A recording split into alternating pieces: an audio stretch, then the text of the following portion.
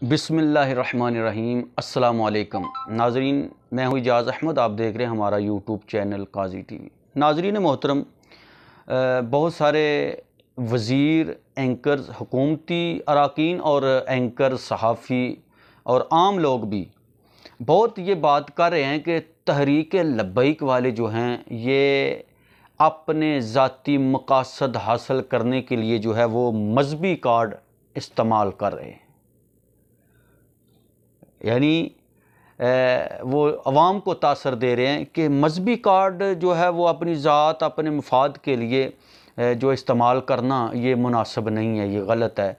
तो उनके लिए जवाब है कि तहरीक लब्बैक या रसूलुल्लाह सल्लल्लाहु अलैहि वसल्लम जो मजहबी कार्ड इस्तेमाल कर रही है, ना अपने ज़ाती मकासद के लिए कर रही है, किसी मफाद के लिए नहीं कर रही, कुर्सी के लालच के लिए नहीं कर रही, हुकूमत के लालच के लिए नहीं कर रही, बल्कि दीन इस्लाम की सरबलंदी के लिए कर रही है।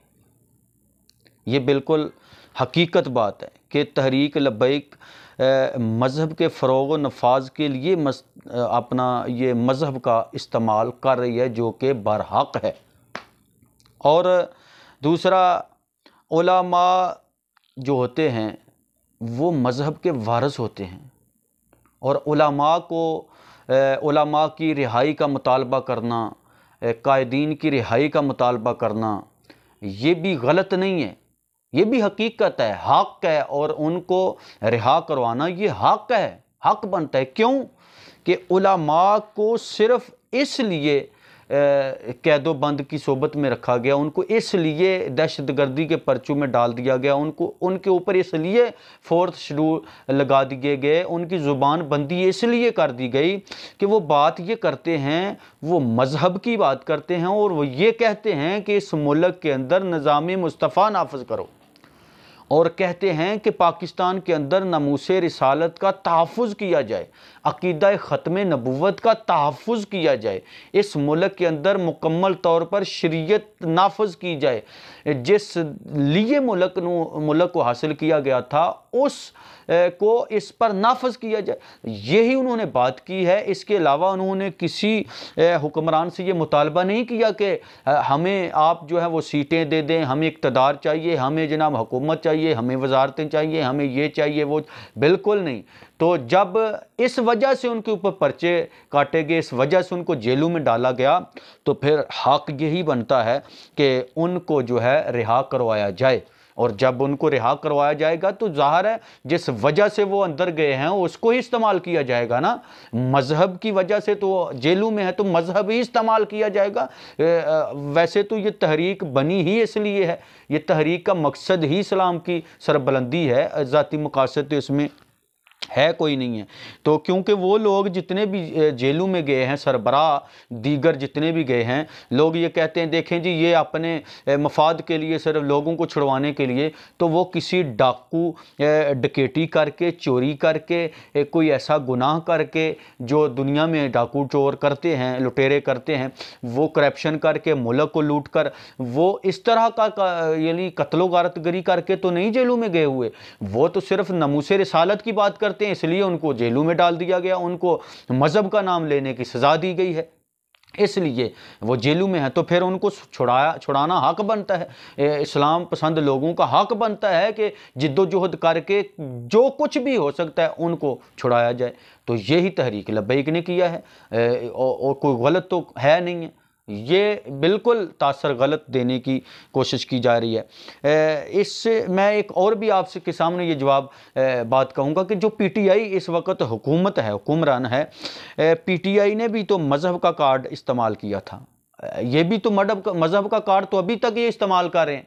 रियासत मदीना का नाम लेकर, रियासत मदीना का नारा लगाकर, अंबिया इकराम अलैहिस्सलातु वस्सलाम की जो सियासत है, सुन्नत अंबिया इकराम का नाम लेकर इन्होंने जो है ये मुल्क के अंदर, हालांकि उसके एक राई के दाने के बराबर भी इन्होंने अमल नहीं किया। बिल्कुल इन्होंने जो है वो उस पर अमल तो किया ही नहीं। रियासत मदीना में शराब के जो परमट तो नहीं दिए जाते, रियासत मदीना में क्या जनाब یہ جو شراب خانے کھولے جاتے ہیں یا جو فحاشا اوریانی ہو رہی ہے اس کو عروج تو نہیں دیا جاتا۔ ریاست مدینہ میں سود کے نظام کو مضبوط تو نہیں کیا جاتا۔ ریاست مدینہ میں جو بے گناہ لوگ ہوتے ہیں ان کو جیلوں میں نہیں ڈالا جاتا۔ ریاست مدینہ میں تو انصاف کیا جاتا ہے، ریاست مدینہ میں تو یہ سب چیزیں ختم کی جاتی ہیں، لیکن تم تو ریاست مدینہ کا نام لے کر سارے غلط کام رہے ہو، اور غداران ختم نبوت کو آپ گھسیٹ کے اندر لے کر حکومت کے اندر لے کر آ رہے ہو۔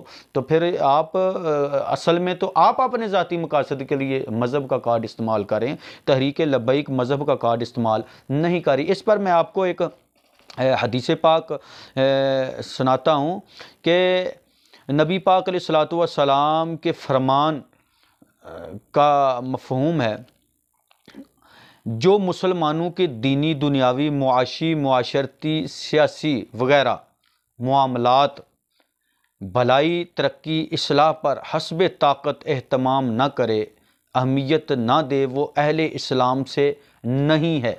تو آپ ہمیں یہ بتائیں کہ یہ حدیث پاک ہے، حضور صلی اللہ علیہ وآلہ وسلم کا فرمان عالی شان ہے کہ جو مسلمانوں کے دینی، دنیاوی، معاشی، اس میں سب کچھ آ رہا ہے، دینی بھی، دنیاوی بھی، معاشی، معاشرتی، سیاسی طاقت، سیاسی اور بلائی، ترقی، اصلاح پر حسب طاقت، یعنی جتنی اس کے اوپر طاقت ہے، حسب طاقت اہتمام نہ کرے، انتظامات نہ کرے، اہتمام نہ کرے، اہمیت نہ دے، وہ اہل اسلام میں سے نہیں ہے۔ تو آپ بتائیں پھر کہ کون صحیح سمت پہ چل رہا ہے؟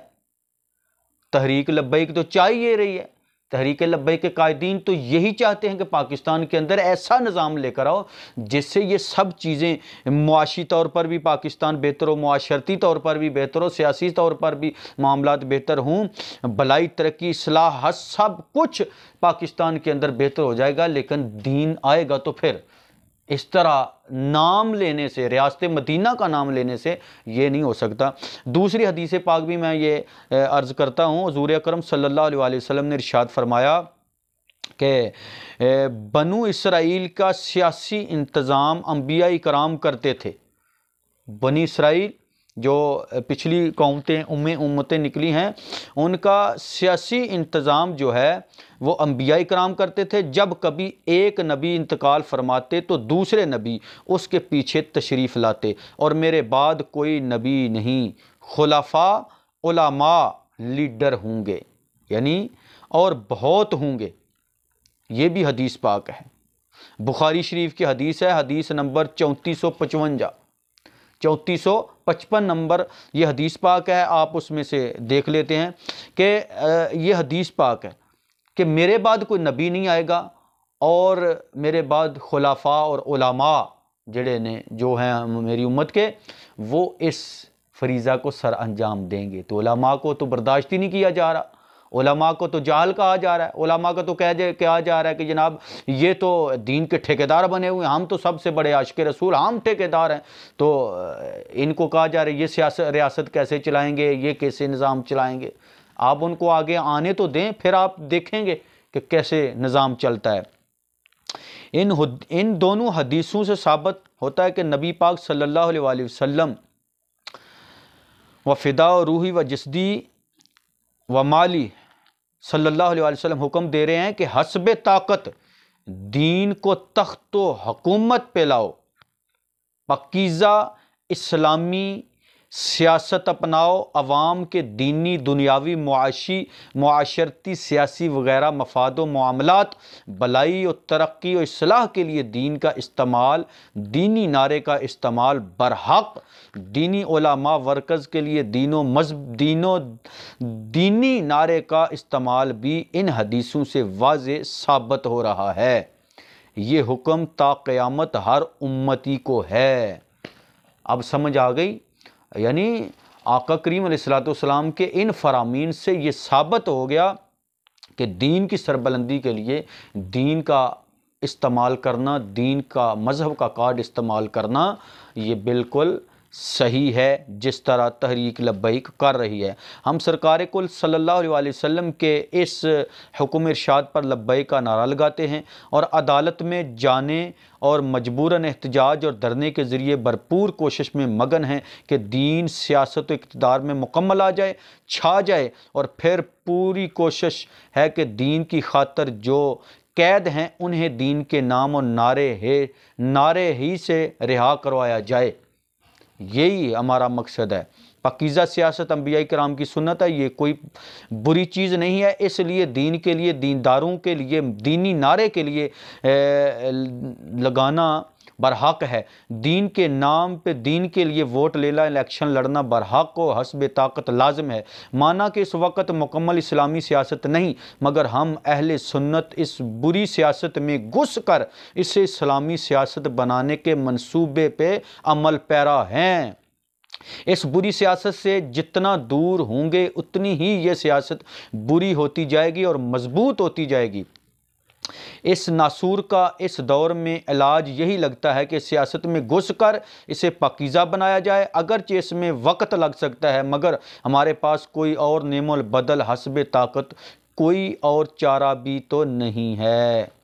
قائدین سے مقدمات ہٹانے اور تحریک لبیک کے ساتھ کیے گئے معاہدے پورے کرانے اور گرفتاری شدہ قائدین چھڑانے یا گرفتاری سے بچانے کے لیے نکلنا دراصل تحفظ ناموس رسالت، تحفظ ختم نبوت کے لیے نکلنا ہے۔ یہی بات ہے، اگر کسی کی سمجھ میں آ جائے تو واہ واہ، اگر نہ آئے تو اس میں پھر ہمارا کوئی قصور نہیں ہے۔ وہ خود غور و فکر کرے اور اللہ سے مانگے کہ یا اللہ مجھے بھی یہ درد اور کڑن یہ توفیق عطا فرما۔ اللہ تبارک و تعالی ہم سب کو ہدایت عطا فرمائے اور اللہ تعالیٰ اس پاکیزہ مشن کے ساتھ چلنے کی توفیق عطا فرمائے۔ آمین۔ السلام علیکم ورحمۃ اللہ وبرکاتہ۔